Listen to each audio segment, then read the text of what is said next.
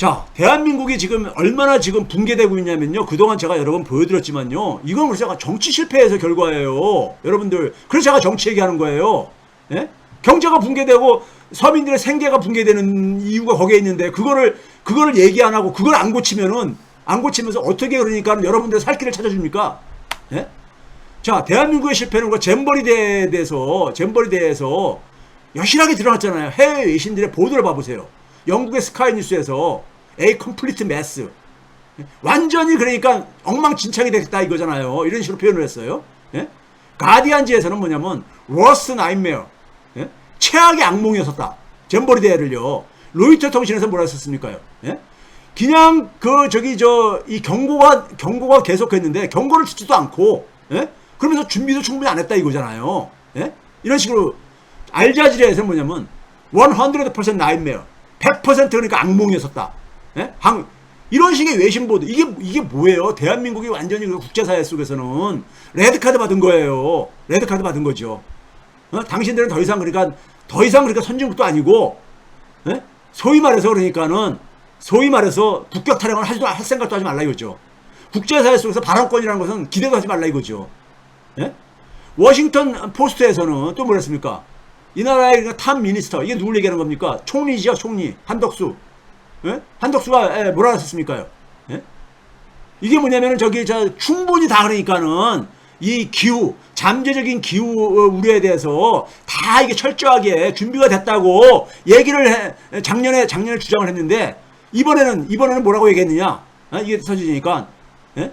시작에 그러니까 준비가 좀 부족돼 있었다. 이걸 인정을 했다는 기사를 냈어요.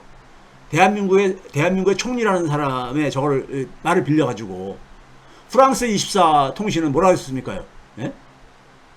이게 그러니까는 뭐냐면 결국은 K-팝 가지고 하는데 한국의 K-컬처의 힘을 가지고 잼버리의 문제를 그러니까는 이걸 그렇게 다 덮으겠다는 거잖아요. 이런 식의 외신 보도는 뭘 얘기하는 거고, 국내 언론들은 보도 안 하지만은 이걸 어떻게 감춰요? 요즘 세상에 국내 언론들, 기자분들 제발 좀 정신 차리세요. 예? 쪽팔지도 않습니까? 진짜 언론계 종사하는 분들 중에 제 방송 듣는 분들 꽤 있는 걸 알고 있는데 진짜 쪽팔린지 아세요. 쪽팔린지 아시라고. 예? 그 개인이 먹고 사는 거 이전에 직업에 대한 자부심은 있어야 될 게 아닙니까? 예? 직업에 대한 기본적인. 예? 자, 정부가 왜 이렇게 나라가 이렇게 됐느냐? 이게 특권층들은 뭡니까? 정부를 사유화시켜. 자기 개인의 그러니까 특권을 유지하는데 하나의 도구로 생각한다니까요. 권력을 잡는 이유를. 그래서 제가 4회 참사와 경제 붕괴가 일란성 쌍둥이라고 얘기하잖아요. 예? 그래서 윤석열 정권의 4회 참사들, 작년에 그러니까 12구 이태원 참사부터 해가지고 올해 이어지는 이 참사들까지 다 이거 인재잖아요. 인재. 사람이 일으킨 거잖아요. 예? 이게 자연재해가 아니잖아요. 예? 그런데 경제 붕괴도 인재예요. 왜 그렇습니까? 수출과 정부가 다 성장률 기여율 떨어뜨렸거든요. 수출 탈중국에서 시작한 거잖아요. 솔직히요. 예? 시작한 거잖아요. 여러분들 제가 이건 여러 번 보여드린 거죠. 정부가 성장률을 끌어내리는 나라야. 1분기의 성장률이 그러니까는 1분기에 정부가 성장률을 얼마 끌어내냐? 마이너스 0.3%포인트 끌어내렸어. 2분기에 마이너스 0.5%를 끌어내렸고요. 성장률을 끌어내리는 나라예요. 왜 끌어내렸느냐? 왜 끌어내는지 아세요? 이 정부의 그러니까는 기재부, 예? 추경호 모피아 집단들이 뭘 추구하고 있습니까? 정권 집권하자면 재정주체 법제화하겠다면서 홍남기가 했던 것보다 한 걸음 더 나가가지고 말도 안 되는 논리입니다. 그 논리가 말도 안 되는 논리야. 소위 말해서 예를 들면은 통합재정 수지를 관리재정 수지로 바꿨어. 이게 말도 안 되는 논리야. 그리고 추경호가 얘기하는 재정주체 법제화를 해더라도요, 국가채무 우리나라 늘게 돼 있어. 이거 한번 보여드릴게요. 제가 자료를 가지고요. 그러면서 뭡니까? 감세를 했잖아. 네? 감세를 했잖아. 그러니까 정부 세수가 감소하죠? 그러니까 당연히 뭐냐면은 자기들이 설정한 그러니까는 재정 적자를 방어하기 위해서 정부 지출을 삭감하는 거야. 정부 지출을 삭감하니까 성장률이 둔화되죠. 실제로 둔화됐어요. 정부가 작년 12월 달에는 올해 성장률을 경상 성장률 기준으로 4.0% 성장할 거라 했어. 4.0%. 그런데 올해 7월 달에는 이거를 3.4% 또 내렸어요. 이게 물가 상승률 더하기 얘기하는 겁니다. 성장률이 됐잖아. 자기들 스스로가 이렇게 만든 거잖아요. 성장률이 둔화되면은 정부 세수가 또 감소하죠.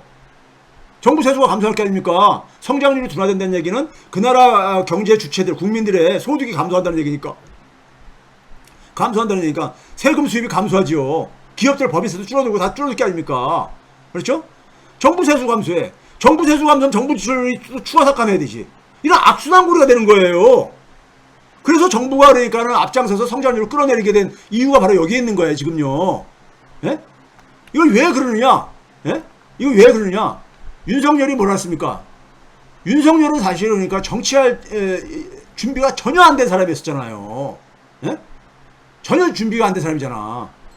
그래서 뭐라고 했습니까요? 2021년 12월 29일 대구 경북 지역 유세하면서 이재명 후보가 계속 토론하자 그러니까는 양자 토론이든 몇자 토론이든 토론하자 그러니까는 당시에 윤석열이 한 얘기가 이거 그대로 제가 온 겁니다. 이 무식한 삼류 바보들을 데려다가 정치를 해서 나라 경제 망쳐놓고 외교안보 전부 망쳐놓고 제가 이런 사람하고 국민 여러분 보는 데서 뭐 토론을 해야 되겠습니까? 어이가 없습니다. 정말 가짜습니다. 이게 윤석열이 한 얘기야. 윤석열이 이재명한테 한 얘기예요. 윤석열이 이재명한테 문재인 정권이 이렇게 했다 이거예요. 예? 문재인 정권이 삼류 바보들을 데려다가 정치하고 예교 망치고 다 이렇게 했다 이거야. 이 민주당이 이런 삼류 바보들 집단이라 이거야. 예? 그러면서 자기는 뭐냐면 최고 인재들에게 권한을 이임해서 일을 맡기겠다 이거야. 본인이 자기는 능력이 없다는 걸 안 거야. 머리를 빌리겠다 이거지. 머리를. 그 유명한 말 있잖아요. 김영삼이 건강은 못 빌려도 머리는 빌렸을 수 있다. 그랬다가 외환위기 터진 거 아닙니까? 예? 외환위기 터진 거 아니에요. 예? 저 칼럼에도 썼듯이. 자, 윤석열이 최고 인재가 이 인재를 만든 거예요. 근데 윤석열 정부의 이 인재는 기본적으로 윤석열의 가치관이 개입될 수밖에 없어요. 그렇잖아요. 여러분, 인재라는 것은 좋은 대학 나오고 학교 다닐 때 성적 좋은 게 인재가 아닙니다. 각 직업의 인재는 그 직업이 요구하는 그 업무 능력 플러스 그 직업에 대한 가치관이 충실한 사람들을 요구하는 거예요. 그렇잖아요. 제가 교수를 얘기할 때, 교수도 대학 선생이 지식도 많아야 되죠. 지식만 많아서 안 되는 거잖아. 예? 교수가 선생이 학생들에게, 그러니까 학생들한테 부끄러운 짓 하고 안 됐으면서 지식만 하면 뭐 하겠어요. 예? 공직자도 마찬가지예요. 아무리 좋은 대학 그러니까는 나오면 뭐 하냐고요. 예? 공직자로서의 가치관이 결여되어 있는데. 예? 윤석열 정권은 기본적으로 뭐예요? 특권층이다 보니까는 공직에 진출하려고 하는 이유가 뭐냐면 자신들의 부귀와 권세를 누리기 위한 거야. 예? 그러다 보니까 이 사람들이 장관을 하는 데는요, 다 밑에 사람들을 꼭 하인 부르듯이 해. 니네들이 이건 할 일이야. 장관은 그냥 폼 잡고 어떤 위원장 자격이나 따고, 위원장 자격이나 자기 경력서에다가 이력서에다가 한 줄 더 넣을 그런 거나, 그 잼버리 조직위원회 위원장 자리에 몇 명이요? 3명이요? 5명의 장관이 때려서 그런 거나 필요한 거야, 이 사람들은요. 예? 일을 하기 위한 게 아니라. 저는 있잖아요. 정상적인 사람이라면은 공직 맡는 거 굉장히 부담스럽고 두려울 수밖에 없습니다. 우리 사회가 지금 문제가 한두 가지 문제가 아니잖아요. 그러니까 공직을 맡는 순간에 하루도 그러니까 편하게 발 뻗고 잠잘 수가 없어요. 예? 우리 사회가 뭐냐면 기초부터 다 무너진 사회다 보니까는 공직자를 맡게 되면요, 진짜 건강 해칠 가능성이 크고 가족들 희생시켜야 되고, 예? 그래서 제가 공직 안 맡으려고 하는 거예요. 예? 안 맡으려고 하는 겁니다. 뭐 개인적으로는 충분히 동기가 있는 거잖아요. 예? 근데 공직자는 그런 거 아닙니까? 퍼블릭 서비스를 제공하는 사람이잖아요. 즉 사회를 위해서 희생하겠다고 자기가. 그래서 그것에 대해서 그 희생을 했을 때 우리가 거기에 대해서 소위 말해서 박수를 쳐주고 존경을 해주는 거 아닙니까? 명예를 주는 거 아니에요. 그렇죠? 명예를 주는 거 아닙니까? 근데 윤석열 정부의 인재라는 것은 윤석열 사고가 그런 거야. 그냥 서울대 나와가지고 서울대 나온 애들이면 되고, 그 다음에 자기들끼리 끼리끼리 그러니까는 능력 있어가지고 불을 축제한 이런 사람들은 그러니까 뛰어난 인재들인 거야. 예? 자, 이번에 우리가 아사히 신문에서 보도한 거를 이런 짓거리들을 하는 사람들이야. 이게 뭐예요, 대표적으로요? 총선에서 피해를 최소화하기 위해서 피해를 최소화하겠다는 총선 피해 최소화는 뭡니까? 자기들 배지를 유지하기 위해서 자기들 이 국회의원 배지를 유지하기 위해서는, 예? 국가 이익이고 이런 것이 안중에도 없다는 걸 보여주는 대표적인 거잖아요. 이 사람들은요. 예? 그러니까 이런 집단이 정권을 잡자마자 정부라는 것은 실종될 수밖에 없었던 거예요. 제가 그래서 정부가 그러다 보니까 국민들이 작년부터 각자도생 나온 게, 각자도생이라는 게 왜 나온 겁니까? 정부가 없다 이거잖아요. 예? 이태원에 정부가 없었고, 예? 지난번에도 정부가 없었다는 얘기 아닙니까? 다. 예? 그게 왜 그러냐? 이거를 여러분들 우연의 일치라고 생각하면 안 된다니까? 이 사람들은 그러니까 공직자의 가치관이 없는 사람들이 정부를 운영하고 있는데 어떻게 정부의 역할이, 정부가 작동할 수가 있냐고요. 저는 굉장히 논리적인 사람이에요. 이게 우연이라고 생각하세요, 여러분들은요? 예? 우리나라 국민들의 절반이 이런 사람들한테 국정을 맡긴 거야. 참 엄청난 짓을 한 거예요, 사실은요. 광복절에 일본이 보낸 참 진짜 광복절 날 참 진짜 하루 종일 여러분들 깝깝하고 막 분노가 터지고 그랬었을 거예요. 예? 윤석열이 일본은 파트너다. 나는 파트너라는 의미를 알고 썼는지 모르겠는데 알고 쓴 것 같기도 해. 보니까요. 파트너라는 걸 잠깐 뒤에 설명을 할게요. 그리고 이제 건국절 얘기를 했잖아. 건국절을 하는 것은 식민 지배를 그러니까 인정하는 거거든요. 예? 합법성이 일본 구구들이 주로 얘기하는 게 그거잖아요. 합법적이었다. 대한제국이 그러니까 다 이렇게 갖다 바쳤다 이거잖아요. 예? 그리고 공산 전체주의라고 운운하고 앞에서 얘기한 것처럼요. 이거는 뭐냐면 제가 광복절 경축사를 들으면서 이건 대한민국 대통령이 아니라 그리고 친일파 정도가 아니에요. 그냥 21세기 나는 조선 총독이다. 이걸 선언한 거예요. 2023년 광복절은요. 윤석열이 나는 21세기 조선의 총독이다를 선언하는 걸로 저는 해석을 합니다. 조선의 총독이라는 걸 스스로가 선언한 거예요. 대한민국 대통령이 아니라 21세기 조선 총독이라는 것을. 이건 단순하게 친일파가 아니에요. 친일파가 아니야. 이것이 국민들한테 얼마나 모멸감을 줍니까? 이 모멸감을 결국 누가 만든 거예요? 우리나라 국민들이 만든 거야. 예? 자기 얼굴에다가 그러니까 사실 똥물을 집어 쓴 거예요, 국민들이요. 예? 지금 경제 붕괴되고 민생 붕괴되는 것도 스스로가 간 거예요. 이것도 화제가 됐죠. 예? 일본 정부 기관에서 유튜브 동영상을 만들어가지고, 예? 아이를 출연해가지고 일본 땅은 갈 수 없는 곳이 있대요. 그 독도를 얘기하는 거죠. 독도요. 예? 그러면서 뭐라고 합니까? 너희들 시대는 꼭 갈 수 있게 될 거야. 이게 뭐예요? 영토 회복하라는 얘기 아닙니까? 독도를 일본 땅으로 만드는 거를 그러니까 우리가 이거를 우리 땅으로 만들어 줄 테니까 찾아줄 테니까는 니네들은 이제 갈 수 있게 해주겠다는 거 아니에요. 예? 이게 일본 구구 정부의 수공 과제예요.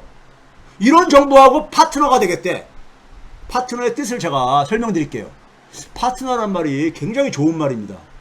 제가 해외도 이제 가끔 이제 요새는 나이가 들어서 이제 안 나가지만 이제는 가능한 건강 때문에 안 나가지만은 예전에 많이 이제 돌아다니고 했을 때요.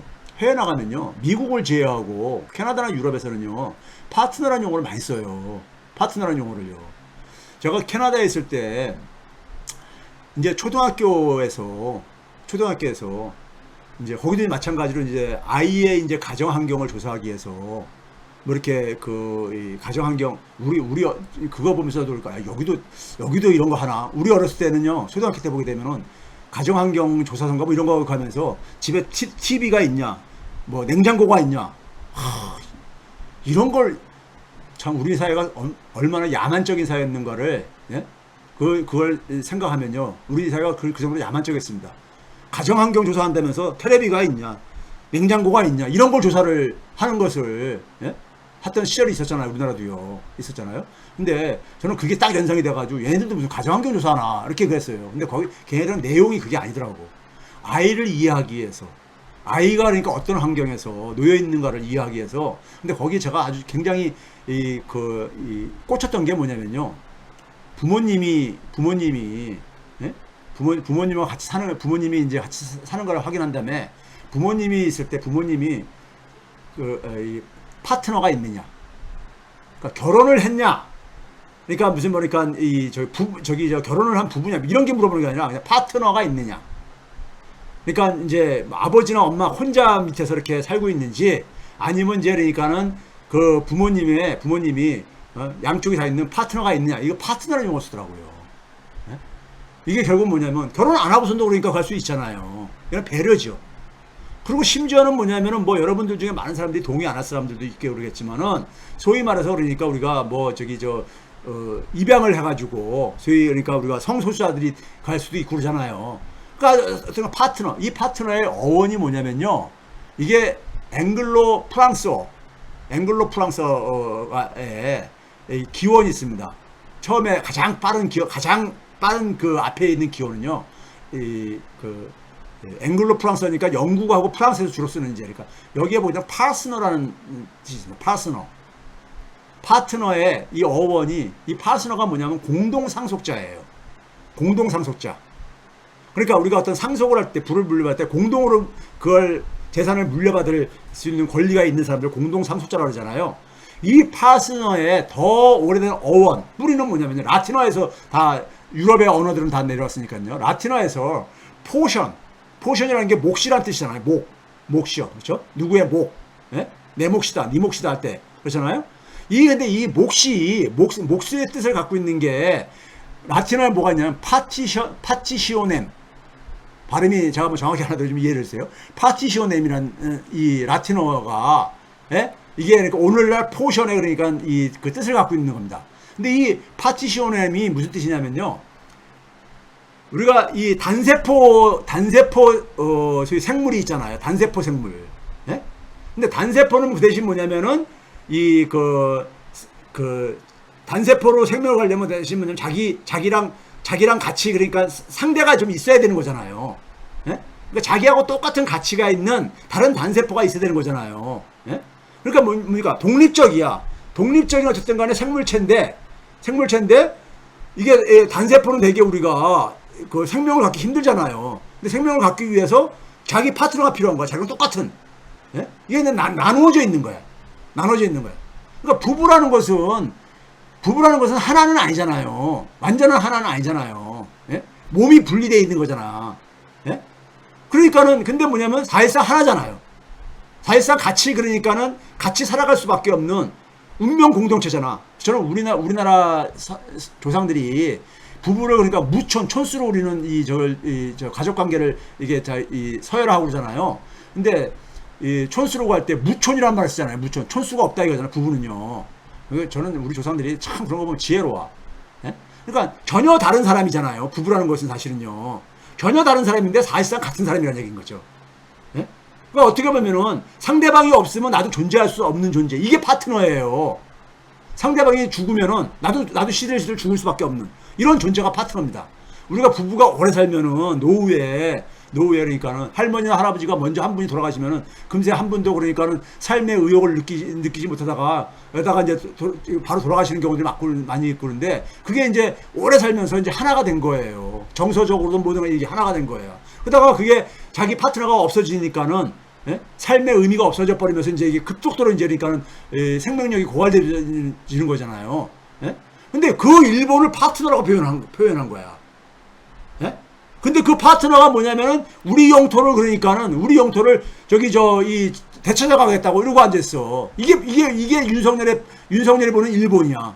이게 어떻게 그러니까 친일파예요. 이건 그냥 조선 총독이지. 조선 총독이 뭐예요? 일본의 이익을 그러니까 조선에 있어서 실현시키는 그러니까는 파견직이잖아요. 파견 공무직이잖아요. 조선 총독이라는 게. 일본을 파트너라고 하는 게 도대체가 이게 정신이 있는 사람, 이게 친일파가 아니야. 이 사람은요. 친일파 정도를 넘어선 사람이야. 친일파 정도를 넘어선 사람인 거예요. 예? 자, 그 다음에 시간이 그랬는데, 자, 이번에 이게 광복절 때 일본이 보낸 하나 선물 있죠. 성장률 차이입니다. 2분기 성장률이 나왔잖아요. 2분기 성장률이요. 2분기 성장률 보면 한국은 0.6, 일본은 1.5%예요. 격차가 일본이 0.9%포인트나 앞섰는데 소비와 투자는 뭐 그렇게 비슷해요. 소비와 투자는. 그런데 어디서 결정적 차이가 나냐면요. 수출, 수입, 정부 여기서 차이 났습니다. 수출에서 우리는 마이너스 0.9, 일본은 0.7. 그럼 여기서 한 1.6 차이 나는 거잖아요. 1.6이 차이 나는 거잖아요. 수입은 둘 다 감소했어요. 왜? 석유 가격이 떨어지니까는. 근데 우리는 마이너스 2.1, 일본은 마이너스 1.1. 그러니까 우리가 1.0 여기서 더 만회한 거예요. 그러니까요. 예? 수입이 더 많이 줄어든 거야. 이게 또 좋은 건 아니죠. 정부가 우리는 마이너스 0.5, 일본은 0.1이야. 여기서 0.6이 차이 난 거예요. 예? 0.6이. 그러니까 0.9의 차이가 수출하고 정부에서 만들어낸 거야. 예? 이게 인재지 뭐예요? 이게 인재 아니고 뭐냐고요? 예? 이게 인재가 아니고 뭐냐고요? 그래서 한일 간의 격차가 이렇게 벌어졌는데 윤석열 정권 출범할 때부터 지금까지 2분기까지 누적 성장률을 계산해 봤어요. 한국은 1.6%포인트야. 보라색으로 돼 있죠? 그 기간 동안에 일반은 3.43%, 2배 이상이야. 2배 이상. 이게 처음 있는 일이에요. 처음 있는 일. 박근혜 정권 때는 한국이 13.25, 일본이 4.42에서 8.8%가 우리가 앞섰었어요. 문재인 정권에서는 12.45 대 마이너스 0.95로 13.4로 더 벌어졌어요. 근데 윤석열 정권에서 이걸 완전 역전시킨 거예요. 예? 윤석열 정권에서. 이게 어떻게 우연의 일치냐고요, 여러분들. 이 경제 붕괴는 철저하게 인재라니까요. 인재. 정치를 외면한 결과인 거예요. 예? 정치를 외면한 결과라고요. 정부가 왜 이렇게 성장률을 끌어내느냐? 오죽하면 동아일보 같은 데서 뭐라고 했습니까? 사설로 8월 18일자니까는 어저께입니까? 뭐라고 했습니까? 사설로 재정 집행률 12년 내 최저, 쓰라는 돈도 제때 못 쓰나 이러면서 조롱을 했어. 지네들이 편성한 예산도 못 쓰고 앉아 있는 거야. 얼마나? 한 72조 정도는 이미 상반기에 적게 쓰고 앉아 있어. 자기들이 쓰겠다고 한 돈보다도 72조. 자기들이 이 정도는 써야 된다고 해가지고 국회에다가 승인을 국회가 동의를 해줬는데 그것도 못 쓰는 거니까 동아일보에서 이렇게 조롱을 하고 앉아 있는 거야. 쓰라는 돈도 제때 못 쓰냐. 그래서 경제를 이렇게 붕괴시키고 앉아 있냐. 왜 그런 겁니까요? 모피아가 원하는 재정준칙, 여기다가 자기들이 떵떵거린 게 있거든. 관리 수지를 마이너스 3% 이내에서 관리하겠다고. 근데 이미 이거를 초과해버렸거든. 네? 이미 이거를 상반기 만에. 그러니까 지금 무리하게 막 지출을 쥐어짜는 거야. 줄이는 거야. 그러면서 뭡니까? R&D 연구개발비 줄이고, 그다음에 민생과 관련된 예산 줄이고. 그럼 민생들이 그러니까는 똥물 뒤집어 쓰는 거예요. 서민들이. 그리고 우리나라 장래 미래 성장 동력이잖아요. R&D 연구개발비 지출은. 그걸 줄이고 앉았고 예산 줄이고. 예? 국가에 그러니까 미래도 관심이 없는 거야. 이 사람들은요. 자기들 그러니까는 집단의 이익을 위해 가지고는. 예? 오죽하면 동아일보 같은 데서도 이렇게 쓰냐 하냐고요. 자기들이 책정해놓고 자기가 쓰란 돈도 자기가 쓰겠다고 자기가 국회에서 동의를 얻어가지고 한 돈도 못 쓰냐고. 예? 이거 봐보세요. 재정이 파탄된 재정이 지금 있잖아요. 1분기, 2분기는 지금 아직 명목소득이 발표가 안 됐기 때문에 계산이 안 되는데 9월 초나 이제 가능할 겁니다. 근데 1분기에 관리 수지가 마이너스 5.8%야. 이게 언제 때냐면요. 2020년 코로나 팬데믹 때 그땐 돈을 엄청 투입할 수밖에 없었잖아요. 경제는 올스톱 되고요. 그때 수준이야. 금융위기 때보다 더 큰 수준이야. 에? 그때보다 더 큰 수준이야 이게요. 에? 이렇게 무능한 정부가 어딨냐고. 이 무능이 왜 나오는 거냐? 모피아들의 탐욕 때문에. 모피아들의 탐욕 때문에. 여러분들은 정부가 돈 안 쓰면 좋은 거 아니냐 이렇게 생각하는 사람도 있어. 참 단순 무식한 겁니다. 단순 무식한 거야 진짜. 정부가 써야 될 때 돈을 안 쓰게 되면요 나라 경제가 무너져요.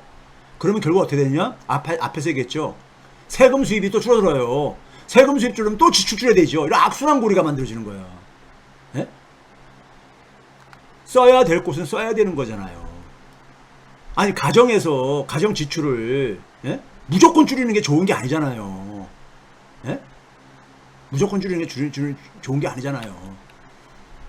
자, 이런 상황 속에서 한일 관계 개선, 그래서 협력을 속도내자 그래요. 그런데 여러분들 봐보세요. 한국과 일본의 누적 성장률 추이입니다. 갈수록 쫙 벌어지면서 한일 간의 관계 개선 협력을 간다. 여러분들 그러면 일본하고 수출은 그러면 어떻게 되는지 한번 봐보실래요? 작년도 4월달까지 문재인 정부 때죠. 1년 전에 비해서 12.6%가 수출액이 증가했습니다. 그런데 그런데 윤석열 정권 들어서가지고 작년 5월달부터 올해 7월달까지는 6.4%가 감소했어.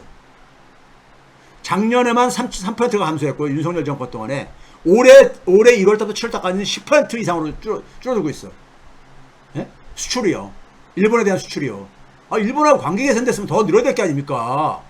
예? 일본하고 관계 개선됐으면 중국한테만 줄어드는 게 아니라니까요 지금요. 예? 중국한테만 줄어드는 게 아니에요 지금요. 그럼 수출과 수입을 합한 게 무역액이죠.